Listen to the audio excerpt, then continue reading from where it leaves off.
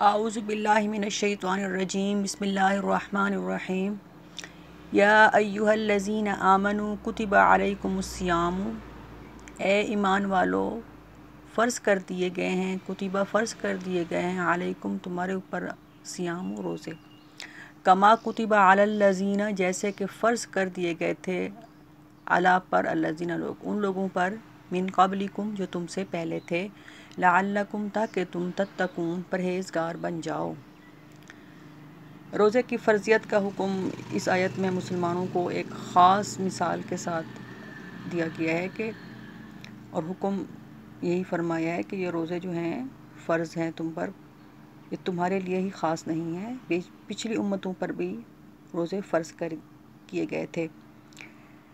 اس سے روزے کی خاص اہمیت بھی معلوم ہوتی ہے اور مسلمانوں کی دل جوئی کا بھی انتظام کیا گیا ہے کہ روزہ اگرچہ مشقت کی چیز ہے مگر یہ مشقت تم سے پہلے سب لوگ اٹھاتے آئے ہیں۔ طبی بات ہے کہ مشقت میں بہت سے لوگ مبتلا ہوں تو وہ ہلکی سی معلوم ہونے لگتی ہے، ٹھیک ہے۔ اب ہے ایام معدودات، یہ دن ہیں گنتی کے، یعنی کہ چند گنے ہوئے دن ہیں، یعنی کہ ایک مہینہ 29 دن یا 30 دن۔ فمن کان منکم مریضاً، پس جو ہو تم میں سے مریض یعنی کہ بیمار ہو تم میں سے، او علی سفر یا سفر پر ہو، فعدۃ تو گنتی پوری کرنی ہے، من ایام اخر دوسرے دنوں میں، یعنی کہ اگر کوئی بیمار ہے یا سفر پر ہے اور ٹھیک ٹھاک بھی ہے، ٹھیک ہے، تو وہ جو ہے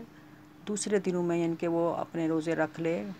ایک روزہ چھوٹتا ہے، 2 3 5 10 جتنے بھی وہ حالت سفر میں ہے وہ نہیں رکھ پا رہا روزے، تو وہ دوسرے دنوں میں وہ اتنے روزے رکھے گا۔ پھر یہ ضروری نہیں ہے کہ وہ لگاتار رکھے گا، اگلے مہینے سے ہی رکھنا شروع کر دے گا، جب اس کو آسانی لگے گی وہ ایک ایک کر کے بھی رکھ سکتا ہے، ایک رکھ لیا پھر ناغے کر لیے پھر ایک رکھ لیا، اس طرح بھی کر سکتا ہے، اور وہ لگاتار بھی رکھ سکتا ہے۔ جو اس کی قضا روزے ہوں گے نا، جو اس کے روزے چھوٹ گئے تھے رکھنے ہوں گے اس کو، اس کی پھر کوئی دن مخصوص نہیں ہے کہ اتنے دنوں میں وہ فوراً سے رکھ لے یا تسلسل سے رکھے، نہیں، لیکن یہ ضروری ہے کہ اس نے اپنی قضا جو ہے وہ پوری کرنی ہے۔ فعدۃ تو قضا گنتی پوری کرنی ہے، من ایام اخر دوسرے دنوں میں، وعلی الذین یطیقونہ اور ان لوگوں پر، یطیقونہ جو طاقت رکھتے ہیں اس کی، مطلب اس سے یہ بھی ہو سکتا ہے کہ روزہ رکھنے کی بعض مفسرین نے کہا ہے، اور اس کی بھی ہے کہ جو طاقت رکھتے ہیں فدیہ دے سکنے کی، فدیۃ طعام مسکین، تو فدیہ دینا ہوگا ایک مسکین، اس کے بدلے میں ایک مسکین کو کھانا کھلانا ہوگا، یعنی ان میں یہ مجبوری نہیں ہے، نہ وہ بیمار ہیں نہ وہ سفر پر ہیں، لیکن ان کا دل نہیں چاہتا روزہ رکھنے کو، دل نہیں چاہ رہا، تو وہ جو ہے وہ ایک مسکین کو اس کے بدلے میں ڈیلی کھانا کھلائیں ان لوگوں پر، یعنی کہ وہ روزہ رکھنے کی طاقت ان میں ہے لیکن وہ ان کا دل نہیں چاہ رہا، وہ روزہ نہیں رکھنا چاہتے، تو وہ جو ہے وہ فدیہ دیں گے، وہ پیسہ ادا کر سکتے ہیں، تو وہ ایک مسکین کو جو ہے وہ ڈیلی کھانا کھلائیں گے۔ یہ حکم پھر بعد میں نا ایک اگلی ابھی آئے گی آیت، اس کے بعد پھر یہ حکم جو ہے منسوخ ہو گیا۔ پہلے یہ سب کے لیے عام تھا کہ اگر جو روزہ رکھنا چاہے تو وہ روزہ رکھ لے، اگر نہ رکھنا چاہے تو وہ فدیہ دے دے۔ فمن تطوع خیرا، پر جو بھی خوشی سے کرے گا کوئی بھلائی، فهو خیر لہ، تو بہتر ہے اس کے لیے، جو بھی خوشی سے کرے کوئی بھلائی تو اس کے لیے وہ بہتر ہے۔ وَأَن تَصُومُوا، اور اگر تم روزہ رکھو، وَأَن تَصُومُوا خَيْرٌ لَكُمْ، تو وہ بہتر ہے تمہارے لیے، یعنی کہ اس میں جو ایک ریلیکسیشن دی گئی، ٹھیک ہے، کہ بھئی آپ نہیں رکھ سکتے روزہ تو فدیہ دے دیں، اگر پیسہ آپ کر سکتے ہیں بھر سکتے ہیں اس کا، ٹھیک ہے، تو پھر آگے اس میں بھی اللہ تعالیٰ یہ فرما رہے ہیں اگر تم روزہ رکھو تو وہ زیادہ بہتر ہوگا تمہارے لیے، ان کنتم تعلمون، اگر تم جانتے ہو، وعلی الذین، اور ان لوگوں پر، یطیقونہ جو طاقت رکھتے ہیں اس کی، فدیۃ طعام مسکین، تو فدیہ دے دیں، وہ ایک بدلے میں دے دیں، بدلہ دیں اس کا ایک مسکین کو کھانا کھلانے کے۔ تو جو روزہ رکھنے کی طاقت رکھتے ہیں یا وہ فدیہ دینے کی طاقت رکھتے ہیں اور روزہ نہیں رکھنا چاہتے تو وہ فدیہ دیں، ایک مسکین کو بدلہ دیں، بدلے میں دیں ایک مسکین کو کھانا۔ فمن تطوع خیرا، پس جو خوشی سے کرے کوئی بھلائی، فهو خیر لہ، تو اس کے لیے بہتر ہے۔ وَأَن تَصُومُوا، اور اگر تم روزہ رکھو، خیر لکم تو بہتر ہوگا تمہارے لیے، ان کنتم تعلمون اگر تم جانتے ہو۔ شہر رمضان الذی انزل فیہ القرآن ھدی للناس، شہر مطلب مہینہ، رمضان الذی وہ، انزلہ جس میں، انزلہ اتارا گیا، فیہ اس میں، القرآن قرآن، مہینہ رمضان کا کہ جس میں قرآن اتارا گیا ہے، ھدی للناس وہ قرآن ہدایت ہے لوگوں کے لیے، وبینات من الہدی اور وہ روشن دلیلیں ہیں ہدایت کی، والفرقان اور حق و باطل میں فرق کرنے کے احکامات ہیں، فرقان حق و باطل کو جدا کرنا ہے ان کے، مہینہ رمضان کا، انزلہ فیہ القرآن اتارا گیا ہے اس میں قرآن، ھدی للناس وہ قرآن ہدایت ہے لوگوں کے لیے، وبینات اور روشن دلیلی ہیں اس میں، من الہدی ہدایت سے، والفرقان اور حق و باطل میں فرق کرنے کے احکامات ہیں، فمن شہد منکم الشہر فلیصم، اب یہ جو آیت اتری نا تو وہ والی جو تھا پچھلا حکم وہ منسوخ ہو گیا کہ جس میں تھا کہ وعلی الذین یطیقونہ فدیۃ طعام مسکین، جو روزہ نہیں رکھنا چاہتے فدیہ دے دیں، بے شک وہ مسکین کو کھانا کھلا کر، جن کے طاقت بھی رکھتے ہیں روزہ رکھنے کی اور رکھنا نہیں چاہ رہے، تو جب یہ آئی فمن شہد منکم الشہر، بس جو بھی پائے، فمن بس جو بھی شاہدہ پائے، منکم تم میں سے، الشہر مہینے کو، ان کے اس رمضان کے مہینے کو پائے، فلیصمہ چاہیے کہ وہ روزہ رکھے، ٹھیک ہے۔ تو ماہ رمضان میں حاضر ہونے کا مفہوم یہی ہے کہ ماہ رمضان کو ایسی حالت میں پائے کہ اس میں روزے رکھنے کی صلاحیت موجود ہو، یعنی مسلمان، عاقل، بالغ، ٹھیک ہے، ہو، اس لیے جس شخص کا پورا رمضان ایسی حالت میں گزر گیا کہ اس میں روزے رکھنے کی صلاحیت ہی نہیں تھی، جیسے کافر ہو، کوئی نابالغ ہو، مجنون ہو، تو یہ لوگ اس کے مخاطب نہیں ہیں، ٹھیک ہے، اور اس لیے کہ ان پر گزشتہ رمضان کے روزے فرض ہی نہیں ہوئے تھے، اور جس میں صلاحیت ذاتی طور پر موجود ہے مگر کسی وقت عذر کی وجہ سے وہ مجبور ہو گئے ہوں، جیسے حیض و نفاس والی عورت یا مریض یا مسافر، تو انہوں نے ایک حیثیت سے ماہ رمضان کو بحالت صلاحیت پا لیا، اسی لیے حکم آیت کا جو ہے ان پر حق ثابت ہو گیا، مگر وقتی عذر کے سبب اس وقت روزہ معاف ہے، البتہ بعد میں قضا جو ہے وہ لازم کرنی ہوگی۔ اللہ تعالیٰ فرماتے ہیں ومن کان مریضاً اور جو بھی ہو مریض، بیمار ہو، یعنی کہ او علی سفر یا وہ سفر پر ہو،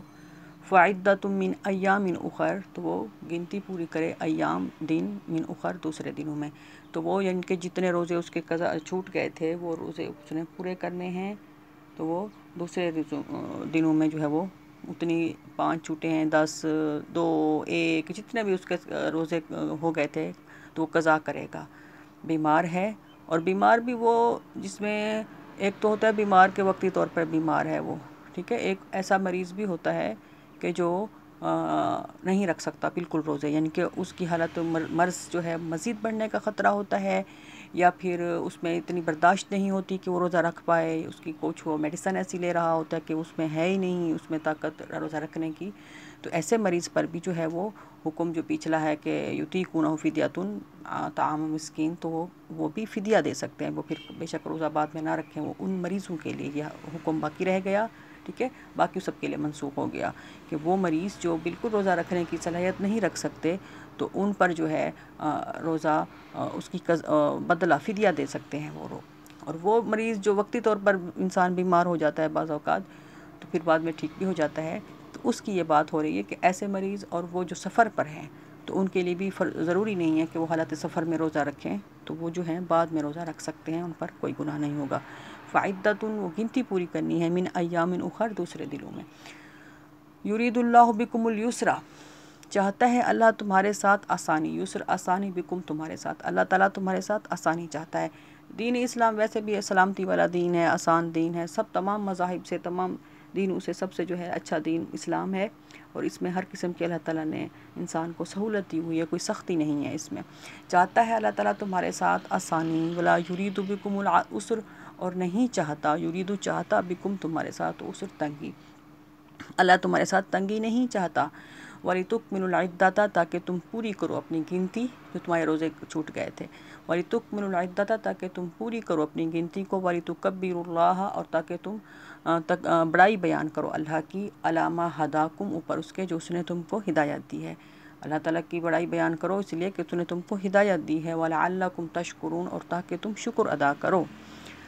وَإِذَا سَأَلَكَ عِبَادِي عَنِّي، اور جب سوال کریں تجھ سے میرے بندے، اے نبی جب تجھ سے میرے بندے سوال کریں عنی میرے بارے میں کہ اللہ کہاں ہے، اللہ کیسے سنے گا، کوئی وسیلہ بنائیں، کوئی سیڑھی رکھیں، جب وہ سوال کریں بندے فَإِنِّي قریب، تو آپ جواب دیں کہ میں قریب ہوں۔ دیکھیں اس میں یہ کلیئر کٹ ایک بات آ رہی ہے، فَإِنِّي قریب، اللہ قریب ہے، اس میں یہاں کوئی بات نہیں آ رہی کہ آپ جو ہے بزرگوں کو، اولیاء اللہ کو وسیلے کے ذریعے سے اللہ تک پہنچیں گے۔ اللہ کے پاس آپ ڈائریکٹ بھی پہنچ سکتے ہیں، آپ کوئی بھی دعا اللہ تعالیٰ سے کریں، اللہ تعالیٰ آپ کی دعا سنے گا۔ جب بھی میرے بندے میرے بارے میں سوال کریں فَإِنِّي قریب، تو کہہ دیجئے میں قریب ہوں، اجیبو، میں قبول کرتا ہوں، دعوت الداعی، پکارنے والے کی پکار کو، اذا دعانی، جب وہ مجھ سے مانگتا ہے۔ ٹھیک ہے، اب اس میں کوئی وہ خاصیت نہیں رکھی گئی، یہ عام حکم ہے سب کے لیے، یہ نہیں کہا گیا کہ کسی کی سنتا ہوں کسی کی نہیں سنتا، یا بزرگوں کی سنوں گا، اولیاء اللہ کی سنوں گا، عام انسان کی نہیں سنوں گا، یا مسلمانوں کی سنوں گا، کفار کی نہیں سنوں گا۔ عبادی میں سارے بندے آ جاتے ہیں اللہ تعالیٰ کے، سارے انسان۔ اجیب دعوت الداعی اذا دعانی، میں قبول کرتا ہوں پکارنے والی کی پکار کو، اذا دعانی، جب وہ مجھ سے مانگے۔ فَلْيَسْتَجِيبُوا لِي، چاہیے کہ میرا حکم مانے، لی مطلب میرا، فَلْيَسْتَجِيبُوا حکم، چاہیے کہ میرا حکم مانے، وَلْيُؤْمِنُوا بِي، اور چاہیے کہ مجھ پر ایمان لائیں، یعنی کہ میرے پہ ٹرسٹ رکھیں، دعا مانگ کے اللہ تعالیٰ سے، پھر ٹرسٹ بھی ہونا چاہیے کہ وہ قبول کرے گا، وہی میرا مسئلے حل کرے گا۔ پھر انسانوں کی طرف انسان کو نہیں دیکھنا چاہیے کہ فلاں مزار سے، فلاں پیر کے پاس، فلاں مولوی کے پاس، فلاں جو ہے جس کے پاس اتھارٹی ہے اس کے پاس میرا مسئلہ حل ہو جائے گا۔ اللہ تعالیٰ مسئلوں کو حل کرنے والا ہے، پریشانیاں بھی انسان پر اگر آتی ہیں تو اللہ کی طرف سے آتی ہیں، اور جو حل فرماتا ہے تو وہ بھی اللہ تعالیٰ ہی اس کو حل فرماتا ہے۔ چاہیے کہ مجھ پر ایمان لے آئیں، وَلْيُؤْمِنُوا بِي، مجھ پر ایمان لے آئیں، فَلْيَسْتَجِيبُوا لِي، چاہیے کہ میرا حکم مانیں، وَلْيُؤْمِنُوا بِي، اور چاہیے کہ مجھ پر ایمان لے آئیں، لَعَلَّهُمْ يَرْشُدُونَ، تاکہ وہ ہدایت پا جائیں۔ أُحِلَّ لَكُمْ لَيْلَةَ الصِّيَامِ الرَّفَثُ إِلَىٰ نِسَائِكُمْ، حلال کر دیا گیا تمہارے لیے رات سیام کی، ان کے روزے کی رات، الرفث ملنا تمہارا، إِلَىٰ نِسَائِكُمْ، تمہاری بیویوں کی طرف۔ یعنی اس آیت سے پتہ چلتا ہے وہ چیز جو حلال کی جا رہی ہے وہ پہلے حرام تھی، یعنی رمضان کے مہینے میں اپنی عورت سے ہم بستری کرنا یہ اللہ تعالیٰ نے حرام کیا ہوا تھا رمضان کے مہینے میں، لیکن پھر یہ حکم جو ہے اللہ تعالیٰ نے فرمایا کہ اب تمہارے لیے روزے کی جو رات ہے اس وقت تم جو ہے اپنی بیویوں سے مل سکتے ہو۔ حلال کر دیا گیا تمہارے لیے بے پردہ ہونا روزے کی رات میں، إِلَىٰ نِسَائِكُمْ، تمہاری بیویوں کی طرف۔ ہن لباس لکم، لباس، ہن لباس لکم، ہن مطلب وہ، لباس لکم، تمہارا لباس ہے، وَأَنْتُمْ لِبَاسٌ لَهُنَّ، اور تم ان کا لباس ہو، یعنی کہ تم ایک دوسرے سے جو ہے راز و نیاز ہر چیز تم ایک دوسرے سے واقف ہو۔ تو اللہ تعالیٰ فرماتا ہے اس میں دیکھیں کسی کو فوقیت نہیں دی جا رہی، دونوں کو ایک اس میں رکھا گیا ہے پلڑے میں۔ اللہ فرماتے ہیں کہ وہ تمہارا لباس ہے، یعنی کہ جس طرح اگر کوئی مرد اپنے عورت کی برائی کرتا ہے تو یعنی وہ اپنے لباس کی برائی کر رہا ہے، اور اسی طرح جب عورت کو اپنے اس شوہر کی وہ کرتے تو یعنی کہ وہ اس نے اپنا لباس گندا کیا ہے۔ ٹھیک ہے، تو اتنا یعنی کہ اللہ تعالیٰ نے فرما دیا، ہن لباس لکم، وہ تمہارا لباس ہیں، وَأَنْتُمْ لِبَاسٌ لَهُنَّ، اور تم ان کا لباس ہو۔ دیکھیں انسان کا جو لباس ہوتا ہے وہ ہر چیز سے واقف ہوتا ہے، ہر انسان کے اعضاء سے، یعنی کہ اتنا اس کے ساتھ ٹچ ہوتا ہے۔ تو اللہ تعالیٰ اس میں یہ بھی فرما رہے ہیں، عالم اللہ، جانتا ہے اللہ تعالیٰ، انکم، کہ بے شک تم، کنتم، تھے تم، تختانون، خیانت کرتے تھے، انفسکم، اپنے نفسوں کے ساتھ، فتاب علیکم، پس اس نے معاف کر دیا تم کو، توبہ قبول کی تمہاری، درگزر کر دیا، وعفا عنکم، اور درگزر کر دیا تم سے۔ ٹھیک ہے، تو بات یہ ہے کہ پہلے جب روزہ تھا تو وہ جب انسان کھاتا پیتا ہوتا تھا جاگتے ہوئے، یعنی کہ کھا پی سکتا ہے اور کچھ بھی کر سکتا ہے نا، لیکن جب اس کو اگر آنکھ لگی ہے، نیند آ گئی، اور نیند سے اٹھنے کے بعد نہ وہ کھا پی سکتا تھا، روزہ جو ہوتا تھا وہ یعنی کہ مغرب سونے کے بعد سے شروع ہو جاتا تھا، پھر سحری نہیں ہوتی تھی، ایسے اس میں آ رہا ہے نا تفاصیر میں، تو نہ ہی عورتوں سے وہ مل سکتے تھے۔ تو اس طرح بعض واقعات ہوئے کہ انسان کو نیند آ گئی ہے، نیند سے اٹھنے کے بعد اس نے اپنی عورت سے اس نے مل لیا ہے یا کھا پی لیا ہے، تو پھر ان کو یعنی کہ وہ حالت نیند میں پتہ نہ چلا اس چیز کا، تو اللہ تعالیٰ وہی فرما رہا ہے کہ اللہ تعالیٰ کو پتہ چل گیا ہے کہ تم خیانت کرتے ہو اپنے نفسوں سے، مطلب تم یہ میل ملاپ کر رہے ہو، تو اب اللہ تعالیٰ نے اس چیز کو معاف کر دیا ہے۔ الآن فالآن اب باشروہن آپ ان سے مل سکتے ہیں، مباشرت کر سکتے ہیں اپنی عورتوں سے، وابتغوا یعنی کہ روزے کی رات میں، وابتغوا ما کتب اللہ لکم اور تم طلب کرو وہ جو اللہ نے لکھ دیا ہے تمہارے لیے، یعنی کہ حصول اولاد کے لیے انسان یہ کام کرتا ہے، تو اللہ تعالیٰ فرماتا ہے کہ تم جو ہے یہ کام کر سکتے ہو اور تم وہ طلب کرو جو اللہ نے تمہارے لیے لکھ دیے ہے۔ تو اس میں یہ بات ہو رہی ہے کہ اللہ تعالیٰ نے پھر رول بتا دیے کہ کیا ہے، کس ٹائم کھانا ہے، کس ٹائم تم کھانا بند کر سکتے ہو۔ کلوا واشربوا کھاؤ اور پیو، حتیٰ کہ یتبین لکم واضح ہو جائے تمہارے لیے، خیط الابیض من الخیط الاسود من الفجر، فجر کی صبح کی سفید دھاری رات کی سیاہ دھاری سے، ٹھیک ہے، اس میں یعنی کہ صبح صادق ہو جائے یہاں تک تم کھا پی سکتے ہو، کلوا واشربوا۔ اور یہی وہ بات ہو رہی ہے کہ پہلے جو روزہ ہوتا تھا، جب انسان روزہ کھولتا ہے جب تک وہ جاگ رہا ہے وہ کھا پی سکتا تھا، ٹھیک ہے، جب وہ اس کو نیند آ گئی ہے، رات ہو گئی، سو گیا ہے، تو اٹھنے کے بعد پھر دوبارہ سے وہ اس کا روزہ وہ دوبارہ اگلے دن مغرب تک ہوتا تھا۔ تو یہ ایسی باتیں یعنی کہ یہ تفاسیر میں ہیں، تو بعد میں جو تھا یہ پھر اللہ تعالیٰ نے بتا دیے، یہ بھی نرمی دے دی کہ آپ اپنی عورتوں سے مل سکتے ہو، یعنی کہ اگر آپ سو گئے ہو، نیند آ گئی ہے، پھر رات کو آدھی رات کو اٹھ کر بھی، اور دوسری بات یہ کہ آپ کھا پی بھی سکتے ہو اس ٹائم بھی، سحری یعنی کہ سحری کا حکم آیا، بلکہ سحری کو سنت قرار دیا گیا، تو یہ وہی بات آ رہی ہے کہ کب تک یعنی کہ انسان کھا پی سکتا ہے، اس کا یعنی کہ آگے اس میں حکم ہے۔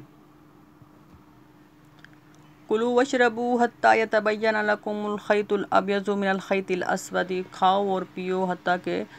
سفید دھاری، یعنی کہ اس میں جو ہے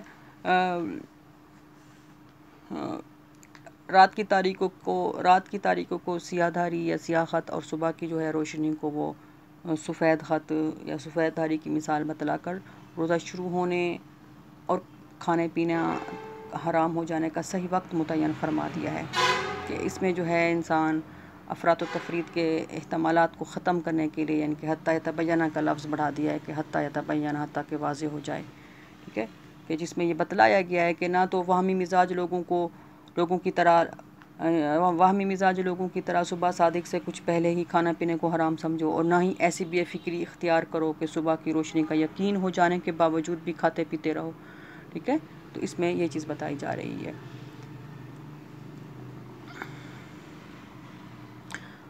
حتیٰ کہ واضح ہو جائے تمہارے لیے خیط الابیض من الخیط الاسود من الفجر، فجر کی سفید دھاری یا سفید خط، من الخیط الاسود رات کی سیاہ دھاری سے الگ ہو جائے، یعنی کہ صبح صادق ہو جائے، اس وقت تک تم کھاؤ اور پیو۔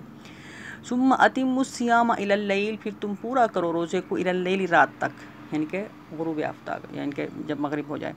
ولا تباشروہن اور تم نہ مباشرت کرو، نہ ملو، وانتم اور جب تم عاکفون فی المساجد مسجدوں میں اعتکاف بیٹھے ہو، جب تم مسجدوں میں اعتکاف بیٹھے ہو تو پھر تم پر جو ہے حرام ہے یہ بات کہ تم اپنی عورتوں سے ملو، ہم بستری کرو، ٹھیک ہے، روزے کی حالت میں رات کو تو تم کر سکتے ہو، یعنی کہ لیکن رمضان کے مہینے میں رات کو تم اپنی بیویوں سے مل سکتے ہو، لیکن اسی رمضان کے مہینے میں اگر اعتکاف بیٹھے ہو تو پھر تم نہیں مل سکتے، یہ بات ہو رہی ہے۔ تلک حدود اللہ، یہ اللہ کی حدود ہیں، دین کی حدیں ہیں، فلا تقربوها، تم اس کے قریب نہ جاؤ، یعنی کہ اس کی خلاف ورزی نہ کرنا۔ کذالک، اسی طرح، یبین اللہ، بیان کرتا ہے اللہ تعالیٰ، واضح کرتا ہے اللہ تعالیٰ تمہارے لیے آیات، کذالک یبین اللہ، اسی طرح واضح کرتا ہے اللہ تعالیٰ آیات کو، للناس، لوگوں کے لیے، لعلہم، تاکہ وہ یتقون، پرہیزگار بن جائیں۔ ولا تأکلوا اموالکم بینکم بالباطل، اور تم نہ کھاؤ، مطلب اور، لانی مطلب نہیں، اور تم نہ تأکلوا کھاؤ، تم نہ کھاؤ، اموالکم اپنا مال، بینکم یعنی کہ آپس میں ایک دوسرے کا مال، بالباطل جھوٹے طریقے سے، وتدلوا بہا، اور تم نہ پہنچاؤ اس کو، الی الحکام، طرف حاکموں تک، حاکموں تک، لتاکلوا تاکہ تم کھا سکو، فریقاً ایک حصہ، من اموال الناس لوگوں کے مال سے، بالاسم گناہ کے ساتھ، وانتم تعلمون اور تم جانتے ہو۔ اس میں اللہ تعالیٰ یہ بات فرما رہے ہیں کہ تم ایک دوسرے کا مال جھوٹے طریقے کے ساتھ، دغا بازی کے ساتھ، جھوٹ، فریب، غلط الزام لگا کر یہ نہ کھاؤ تم، اور تم ان کے مال کو حاکموں تک بھی نہ پہنچاؤ، تاکہ تم جو ہے، ان کی رشوت کی بات ہو رہی ہے کہ تم کھا سکو لوگوں کا مال گناہ کے ساتھ، اور تم تعلمون اور تم اس بات کو جانتے ہو۔